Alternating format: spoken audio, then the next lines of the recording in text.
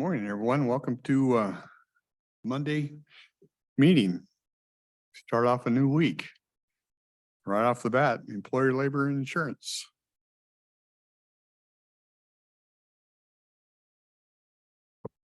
Good morning, Commissioners. Jessica Warren, Human Resources.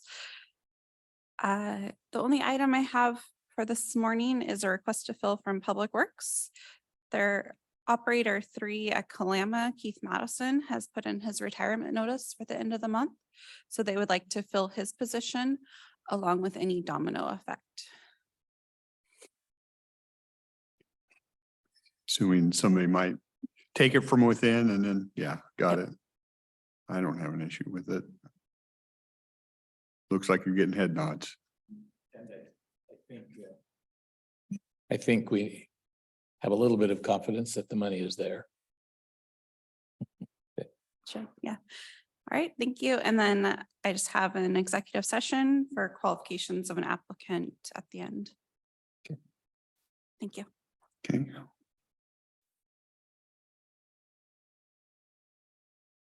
Budget, Kathy.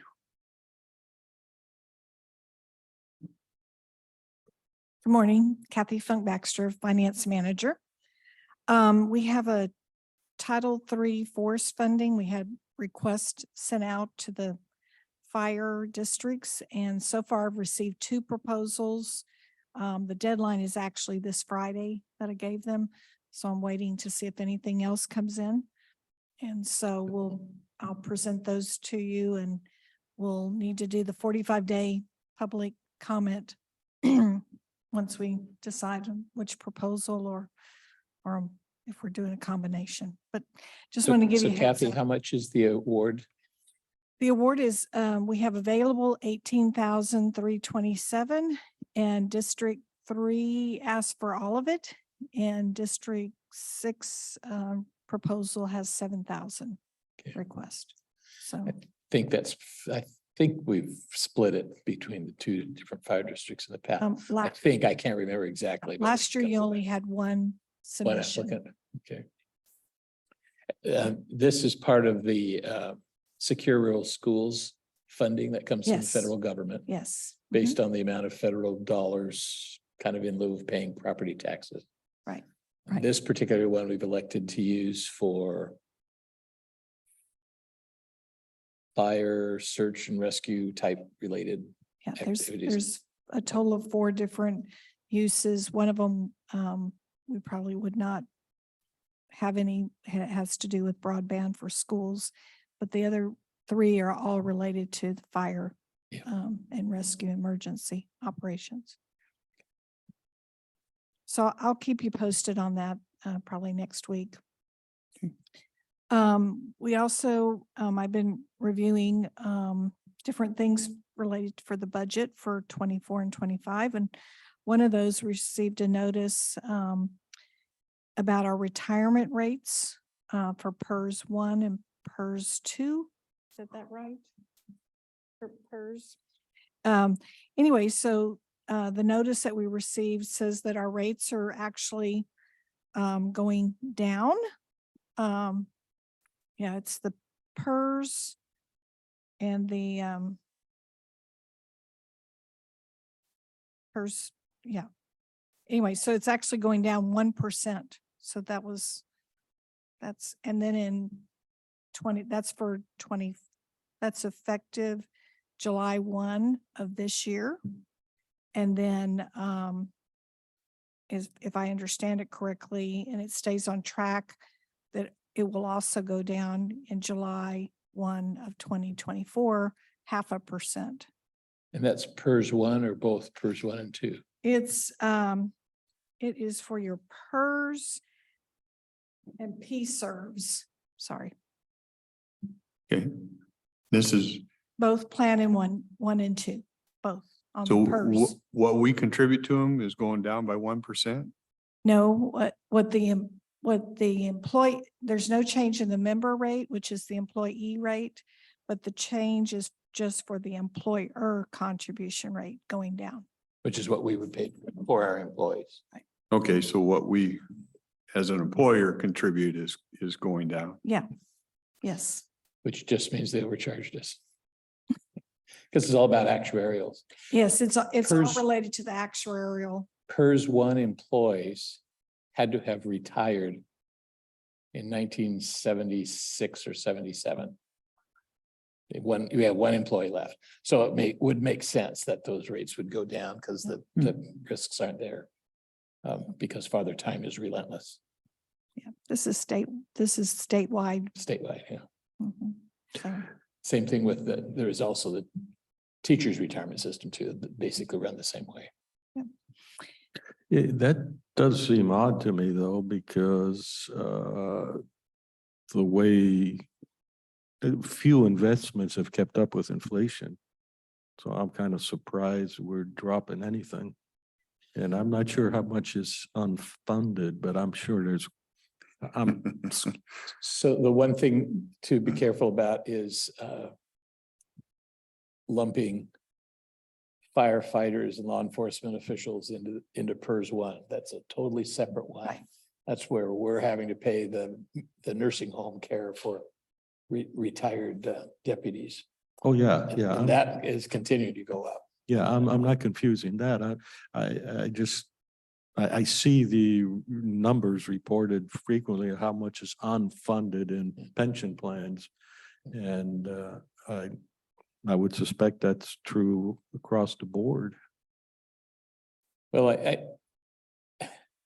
it has been interesting because you hear about the unfunded liability, but it's based on the proposition if everybody retired today, here's what we'd have to pay out. We never come close to that.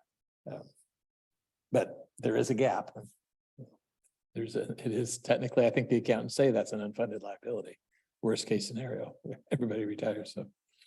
So do they actually do what you just said? I thought they would do an actuarial thing and say, 50% of the people by age 65 will have retired, and that'll put a burden of this thing, and they have this kind of life expectancy and they work it out.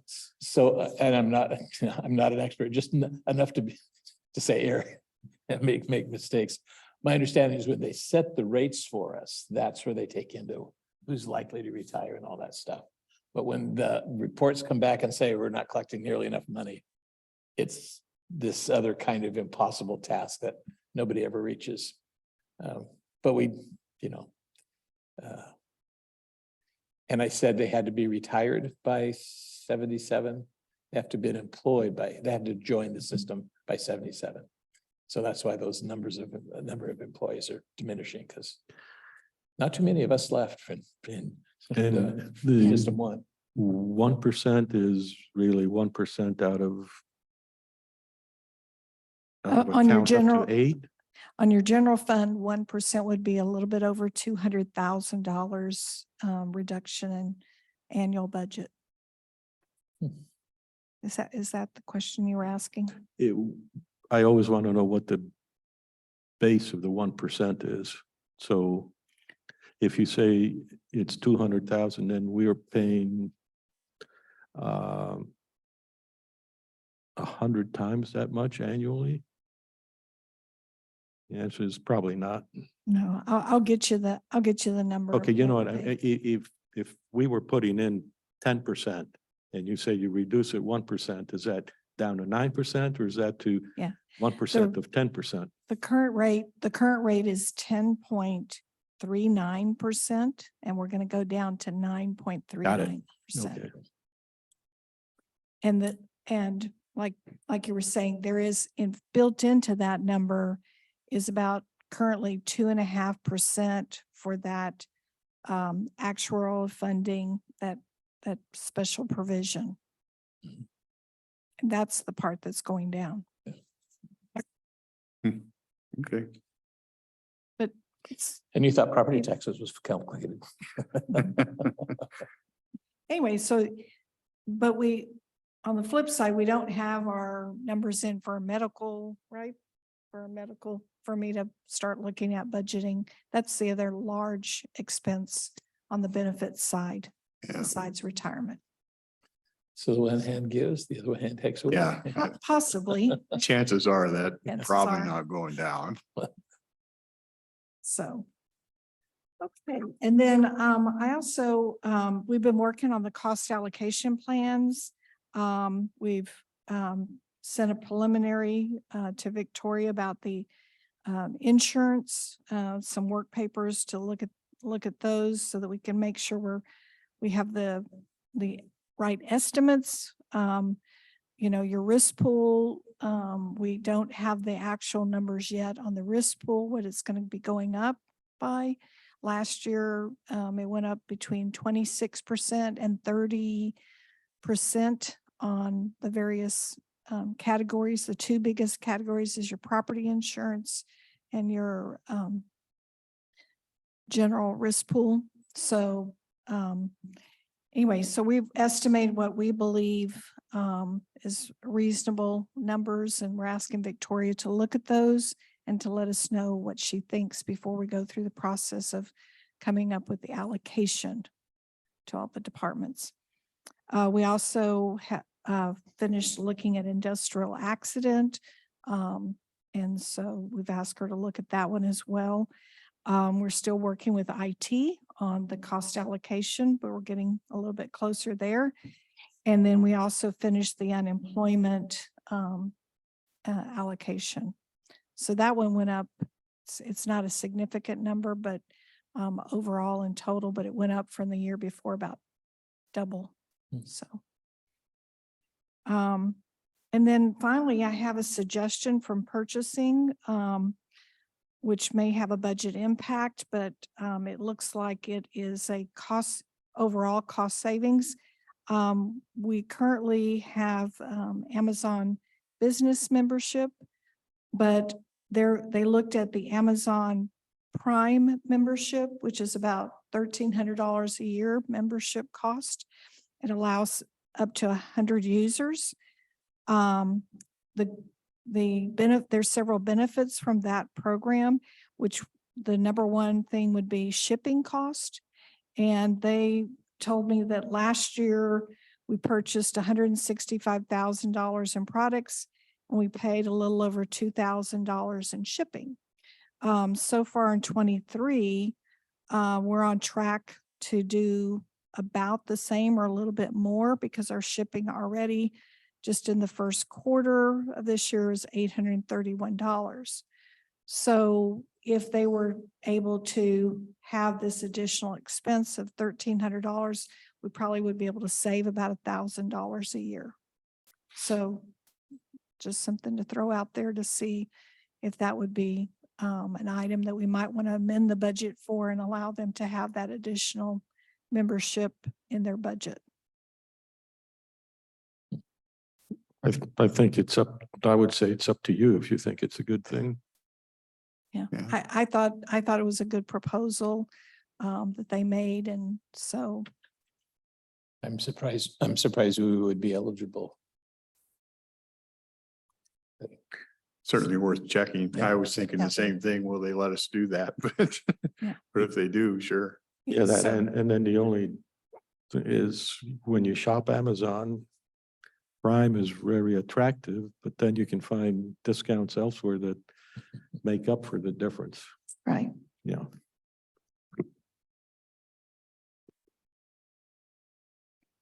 So that's all I have today. Okay. Thank you. Corrections.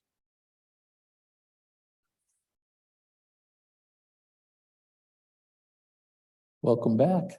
We haven't seen you for a while. Right off the bat, she tells us stories. It is. Good morning. I'm Marin Fox, Director of Corrections. The population today is 201. We had 42 bookings over the weekend. We're currently sitting with 5 DOC inmates only. Our average bookings in May were 17 and 17 releases as well, average daily. And just for some perspective, in 2022, our average was 10 and 10. And in 2019, before the pandemic, it was 20 and 20. So typically our bookings and releases are pretty evenly matched. Mhm. So we are definitely getting back to pre-COVID numbers as far as bookings at least, but the releases are keeping our population down. On a related note, I meet with the chiefs and sheriffs tomorrow regarding booking restrictions, which we really don't have any, but the main topic will be the Blake fix and how that's going to affect bookings and how they want to approach prioritizing bookings. So With that new bill. with the gross misdemeanor drug possession. I believe that it goes into effect July 1, but because of the Blake fix, I've heard that it doesn't really go into effect until August, mid-August. Yeah, I heard. Before Because they the have a timeline hearing- of the- Before heard they have that a too. hearing and Something, stuff. yeah. You would expect an increase because fewer people will be sentenced to the longer term out of the area, or? I would expect an increase in bookings for sure. Longview ran their numbers from, I believe Huda said 2018, and they had 300 plus drug arrests. So I would anticipate that number might be even higher with the way fentanyl is in the community. And but financially, that is nothing to be afraid of because misdemeanors are on the city books Correct. for the jail costs. I would anticipate that we won't see those sentences right away. Mhm. Typically, the district court judges are releasing most misdemeanors, PRing or setting a low bail. Although gross, So- but and these are gross misdemeanors. These are gross so you misdemeanors, so I expect- would anticipate they're not going to immediately be sentenced. I believe that the sentencing range is, I think, up to 180 days. So So we does will the potentially three- see those sentences. Do the Yeah. three strikes, the three chances No, start over again or wherever they are right now? I believe it's bookable on the first Yeah, Okay. That's- contact. that's what, going to different council meetings, that's why I've heard the chiefs talk about, and Kalama and Chief Hugh talked about it. 180 days, and they don't have have to start with the three strikes thing. It's right off the bat. Good. I can't help but be amused a little bit. Consider the extreme possibility. We form a government and we are discussing whether we ought to have a law against homicide. And we decide that we're going to have a law against homicide, but it'll take effect in 2 months. Yeah. So you better do all the killing up front, right? It just seems like if it's really a thing that is pernicious to society, make it effective. I know, we have nothing to do with that, but it's just, I don't. Government starts to make sense, Arn. I don't know what. we'll oh, do. okay. The only other item I had to discuss was LEMAP. I discussed this with the board some time ago. We had reached out to WASPIC to do what's called the LEMAP, which is a Loaned Executive Management Assistant Program. They come in and do a complete review of the organizational structure. We were in line to do that early this year, but they had some staffing issues with WASPIC. So we're scheduled for August 8th and 9th. In August, you said? Cool. Great. How long does that take? It's a full day, a day and a half essentially that they'll be on site. And then digestion from their part, so a report should be. to Month and a us. half to 2 months. Yeah. For the report. So it comes back just after we approve the budget or just before? I mean, how's that going to line out? So It will be recommendation. long. It would be way beyond the budget. Yeah. Process, so. All right, that's all I had unless there are questions. Thank you. Thank you. Yep.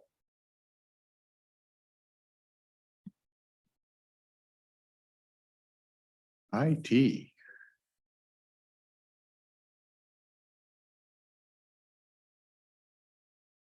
Morning, Commissioners. Kim Hort, IT Director. I just wanted to touch base in regards to a couple of grant applications I submitted on behalf of the Commissioner's Office and for Superior Court. There was a state archives grant and I requested on behalf of Superior Court close to $30,000 for technology hardware for digital storage of digital documents throughout the county. And then I worked with Commissioner's staff to apply for a technology grant as well for the sum of like $20,000 for text messaging archiving. So working with Bailey in regards to retention policies and public records requests. So getting some tools that would assist in that process. So we should hear back on those in September. Okay. The grant number 2, that comes from the state also? Yep, those are from the Secretary of State Archives. Last week, Lance Hollinsworth, Aaron Briggs, and myself attended a virtual meeting with the Washington County's risk pool to go over the cybersecurity breach that occurred at Spokane County. In summary, it was user credentials that were compromised, and then a VPN tunnel was used to access their network, and they found a vulnerability within the network and kind of went towards legacy hardware and was able to conduct their malicious breach. So it was a very interesting conversation from Spokane County, and it kind of brought up some good conversations late last week. And again, just sharing the knowledge and sadly, lessons learned from Spokane. Would you tell that to me again? So someone got a hold of someone's credentials, Correct. and do we know how that happened? No, they do not. And the analysis of the person's password proved not to be the likely cause. Can you repeat that last part? So if I make my password be the name of my favorite dog, that's not a good password. Is that what may have happened, or was the password complex enough that we know it was some other avenue? They did not go into the details of Okay. the password length or complexity. One of their lessons learned was they didn't have 2-factor on their home device program where people can use their computer at home to access the county network. So they definitely implemented that. We already have that in place. But their theory or assumption would be that it was an email phishing attack that compromised the user's credentials, but they have no concrete proof that that's what occurred. Did they talk about using AI to determine the patterns? They may have used AI. They didn't go into detail about that. The risk pool connected them with cybersecurity attorneys and analytic forensic teams to look at that, but they did not go into any kind of detail about AI. Yeah, when we use our credit card, they develop a pattern about you. So I got a call once. Did you buy $800 worth of sunglasses from the Sun Hut in Austin, Texas? No. I mean, that kind of thing. Yeah. Who was able to take part in this call? From the county team, it was Lance Hollinsworth and Aaron Briggs that were available, including myself. Why I'm asking, when I was at Castle Rock City Council, they were talking about cybersecurity and some of the stuff they're doing up. And the mayor there always asked me for updates from the county. I said, well, ironically, we have a team sitting in with Spokane to talk about their issue over there. So I didn't know if cities were able to tune into that or not, or if there was information that could be delved out to the cities from that call. I don't know. So this conversation was facilitated by the risk pool. So they're partners of the risk pool. There is a separate county and city association. It's called ACES, that I can share that information with you. It's $75 to join annually, but it's a great network of cities and counties throughout the state that we share that information with. Well, and the city of Castle Rock may be part of that. I don't know. Yeah, but the conversation primarily was just the IT departments throughout the county that are a part of the risk pool. Last week, we dialed in the, let me take a step back. We worked with the Rapid Design broadband project. We met with COG and the vendor that will be providing the report and kind of refining the areas that they're going to be doing their analysis on.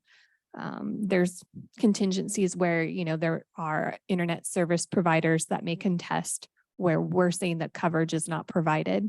So we're being mindful of that and trying to communicate with them and get specific details of where we offer broadband coverage in the county.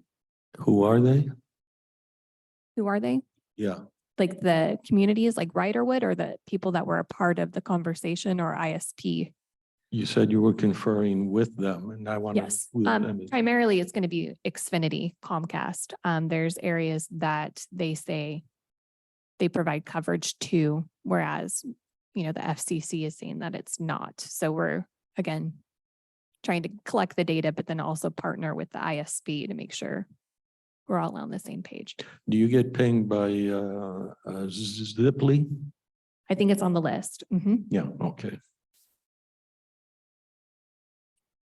And then tomorrow we have our vendor that's going to do the AV assessment coming through tomorrow morning. So I'll share that design proposal with you once we get that. Other than that, I wanted to touch base with you guys in regards to the DocuSign project and how aggressively you guys want to start working on that.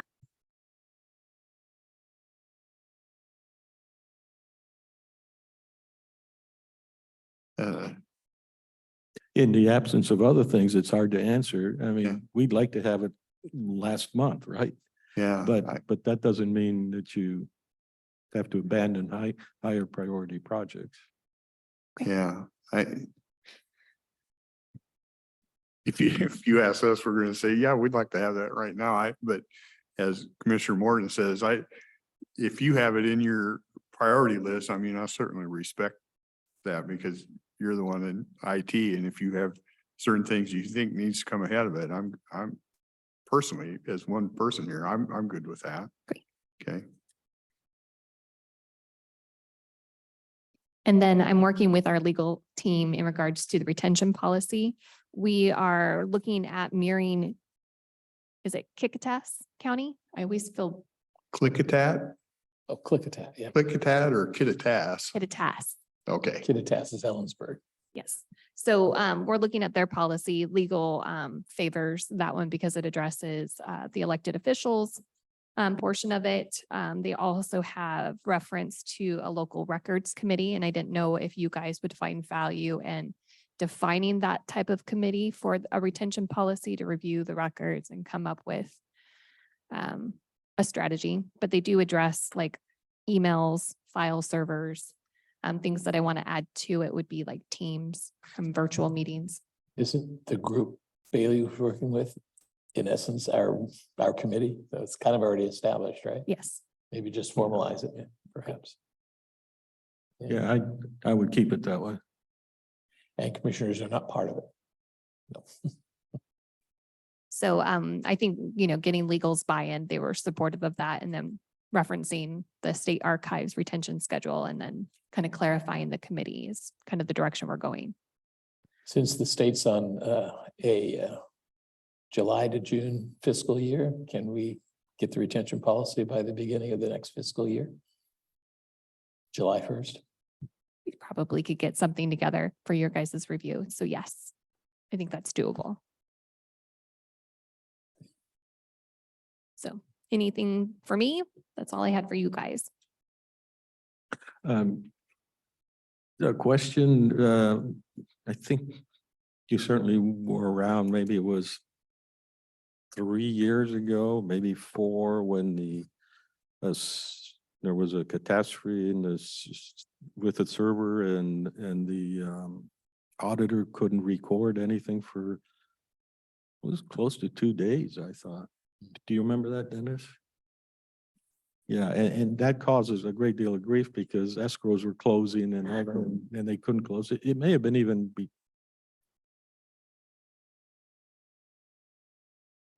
4 years ago. So you don't recall that? No. Okay, it was pretty serious and I was pretty upset because we should always be able to turn our system back on within a half hour, barring something like the explosion in the building, even then one might argue, but that, I don't want to go there. Just that we had a system crash and we denied the public 2 or 3 days worth of being able to record. Is Carolyn on? Maybe she remembers. I don't see her on I don't. the list. I don't see her. Anyhow, it's worth maybe asking someone to be sure that we're not exposed, we're not still exposed to a potential outage like that. In my humble opinion, I think we are, and that's why I'm preparing for tomorrow's afternoon conversation of ARPA funding, Well, addressing our disaster recovery and planning for well, that. that's why I bring it up, but disaster recovery is an A to Z. And we can talk about it tomorrow, but there are things like being able to do doc recording that we have to appreciate. Mhm. It's not so much a recovery, but a continuation of the business. The recovery can happen in the background. Anyhow. We'll And talk so about it tomorrow, apparently. We will, and I'm including Lance, David Feldman, and Aaron Briggs on that conversation. So pulling in some subject matter experts, and we've been doing our homework and due diligence to come up with some proposals and some information. Are you gonna have a slideshow? We're building one, yes. Okay. So it occurred to me that if we are talking about policies dealing with cybersecurity, is that something we should be doing in a public meeting? Or does that qualify for an executive session? Always in a public meeting, in my opinion, because we don't know something that the bad guys don't know. I think policy can be discussed in public forums in regards to breaches and the technicality. We typically, or it's my understanding that we can present that information at a high level, kind of like this was the breach, this was the compromise, dollar value and such, but the technicality we can do an executive session because we don't want to disclose anything about our network infrastructure and those. In the DoD, the KG, the crypto devices for the only secure thing is end-to-end encryption. And certainly the enemy has grabbed the crypto boxes. The only thing that prevents them from snooping in on it are the keywords, the passwords. And those are changed rather frequently.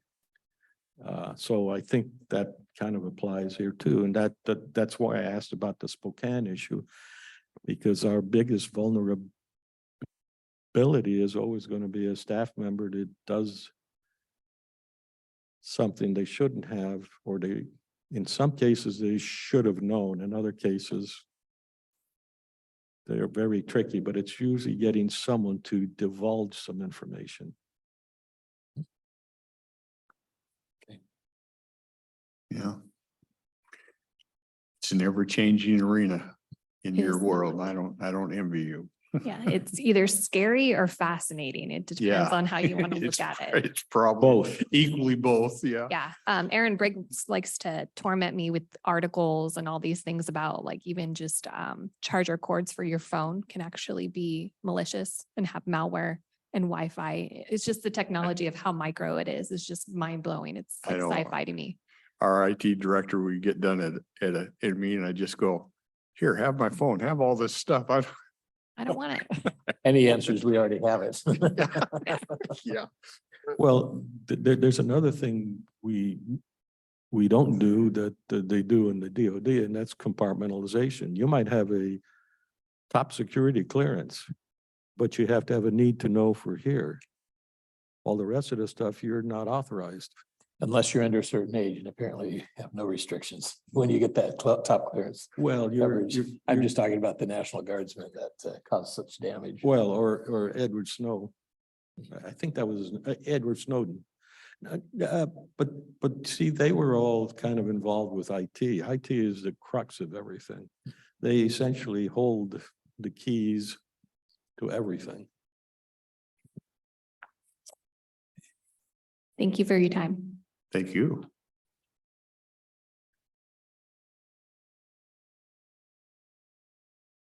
And So under miscellaneous, I had a question. I know that several weeks ago, there was a staff meeting on building allocations or building space, moving offices around. Right.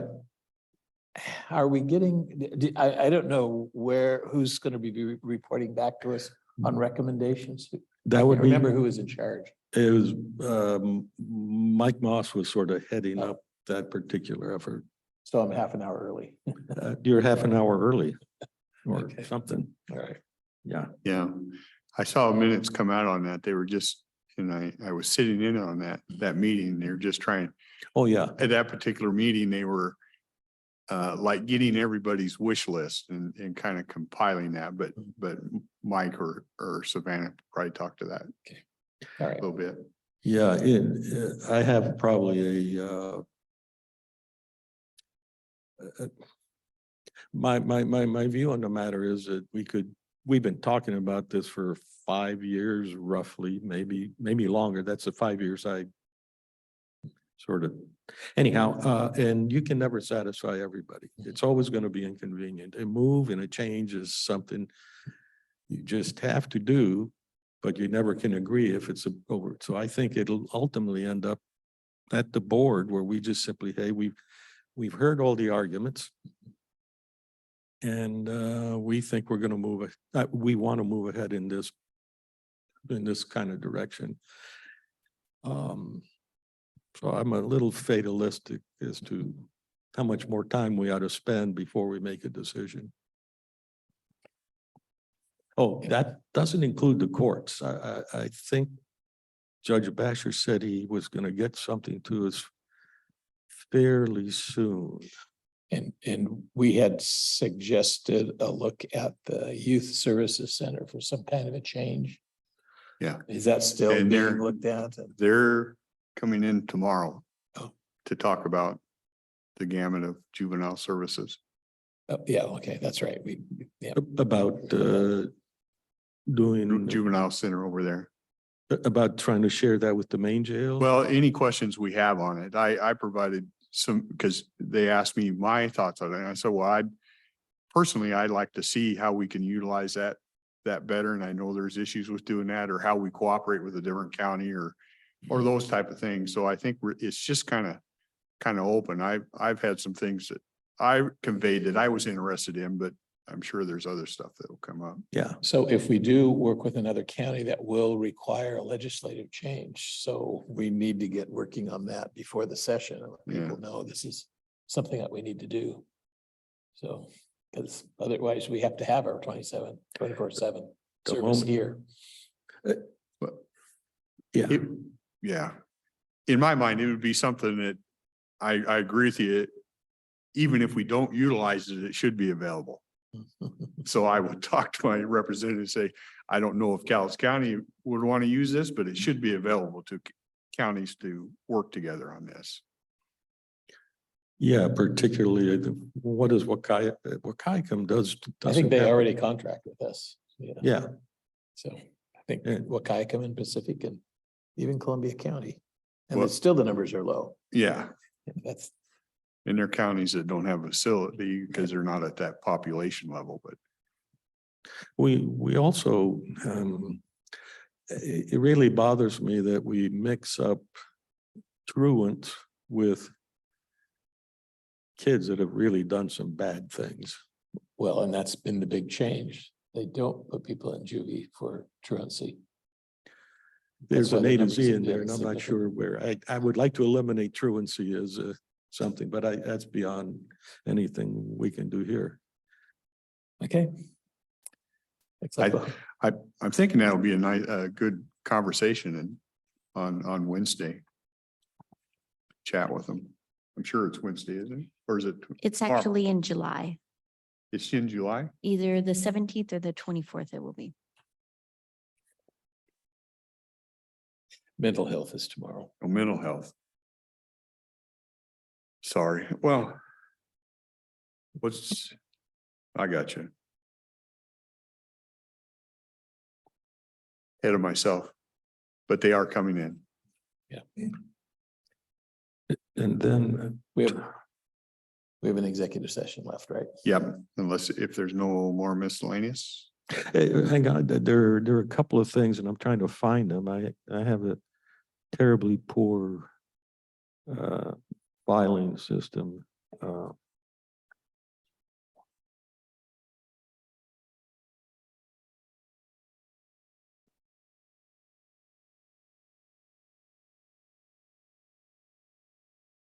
Did- Didn't we all receive a copy of a letter recently that was asking for what we were gonna do about something?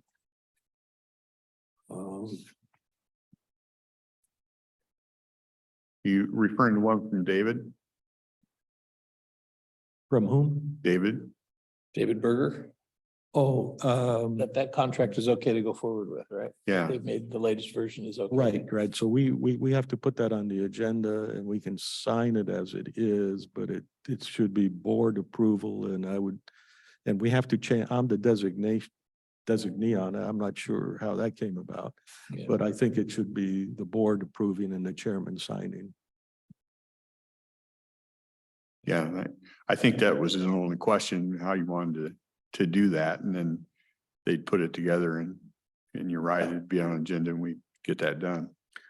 So I think we have to have that done by, is that the one that has to be done by the 30th? of this month, probably. I think so. Yeah, So, Yeah, so is that David that's gonna make sure that gets on the agenda?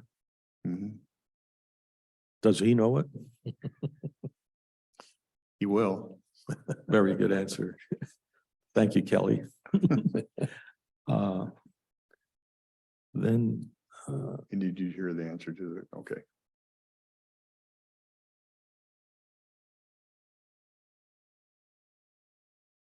And we have the ongoing email chain with regard to lowering speed limits out in Cougar. Staff was, but again, that's probably for next hour. but I the- didn't hear that. That's because it takes a lot of concentration from, the acoustics here are, and I'm not sure these things help. The folks from Kratz that out in Cougar, the Cougar area, what they wanted to lower the rates, had to get that study and Yeah, our staff is. We'll ask them next hour. yeah, it sounds like I'm And- trying to remember the details of that, but it sounds like that was more steps than first initially thought to lower Yeah. speed limit.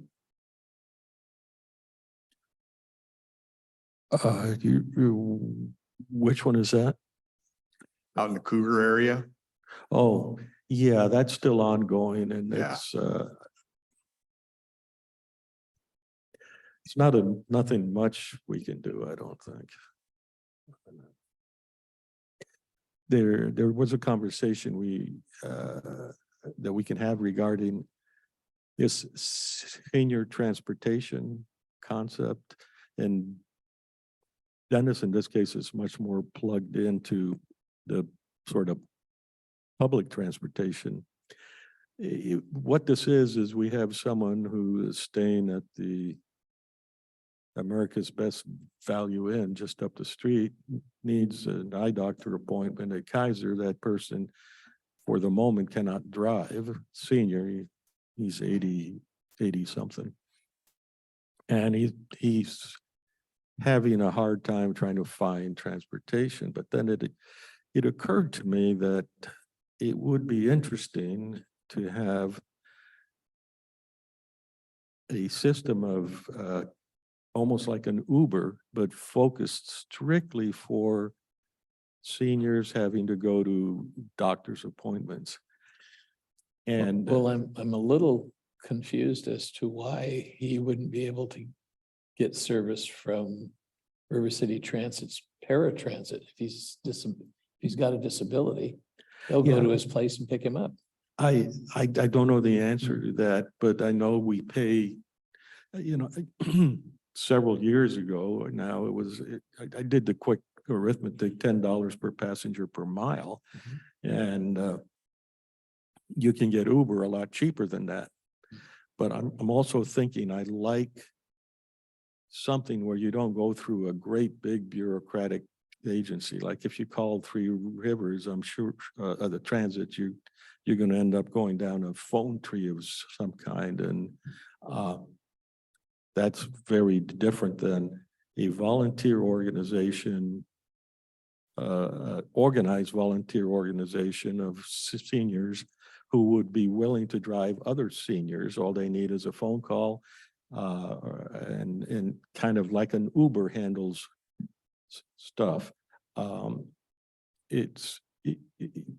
Picture if you call the transport, and there's one person in Woodland that needs to go 8 blocks in Woodland, and another one up here that needs to go 5 blocks. Which one do they do? It just gets.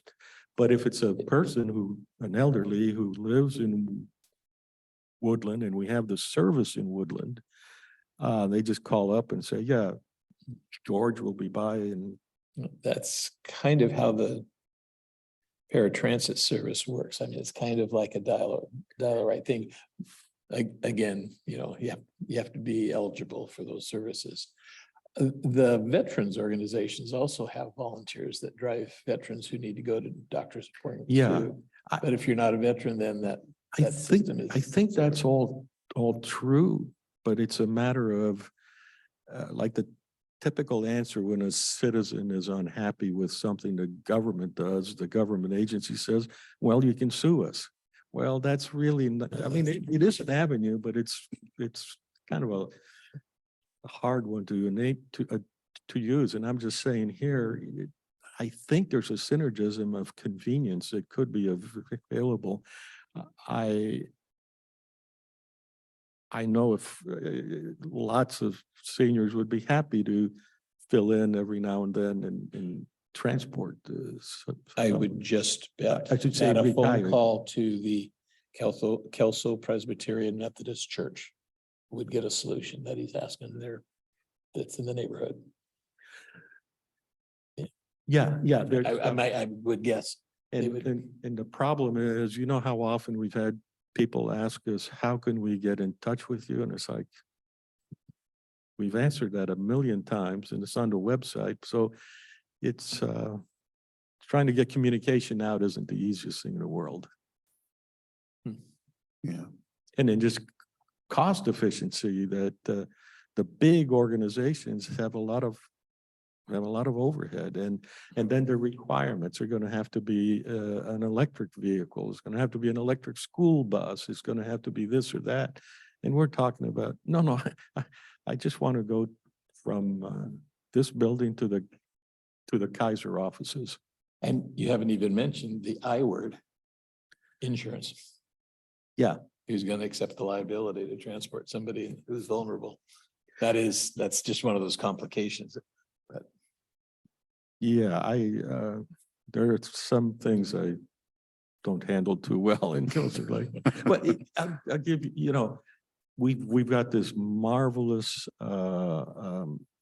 manager of the airport who's also been a teacher.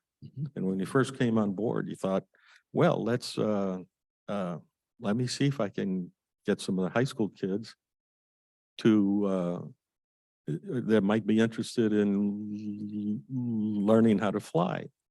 And he called me up and I said, yeah, that's an excellent idea. So he sent out invitations to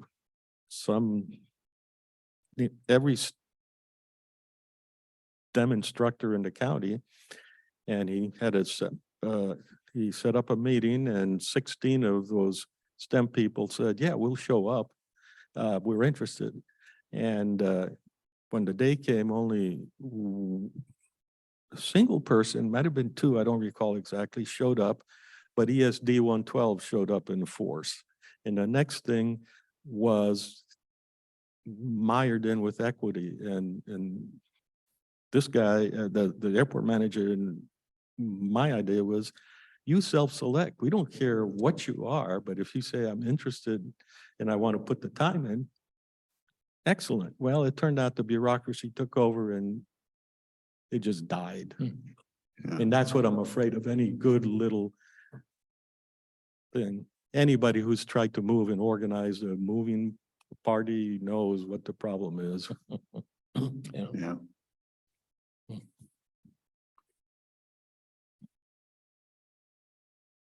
Jessica, how long did you say on this? 5 minutes?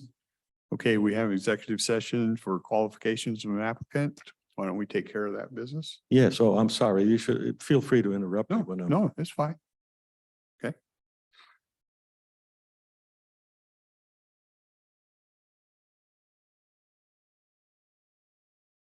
Okay, we're back from executive session. No decisions were made.